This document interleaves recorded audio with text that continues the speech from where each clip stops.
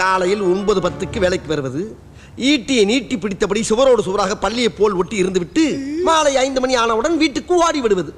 இடையில் 1 மணி நேரம் உணவு விடுமுறை வேறு. 5 அறிவு ஜீவன் போல் உங்களுக்கெல்லாம் ஒரு வாழ்க்கை. கேட்டால் அரசாங்க உத்தியோகம் என்று வெளியே பீத்திக் கொள்வது. அல்லக்கை முண்டமே, ஒழுங்காய் வேலை பார்ப்பவர்கள் கூட உன்னை பார்த்து கெட்டு விடுவார்களா? மாதம் பிறந்தால் சம்பளம் வாங்குறாய் அல்லவா? என்ன நோம் மன்னா, இனிமேல் உனக்கு வெட்டி சம்பளம் கொடுக்க முடியாது மன்னா. என்னை வேலையை விட்டு தூக்கி விடாதீர்கள் மன்னா. அப்படி என்றால் உனக்கு ஒரு பரிகாரம்.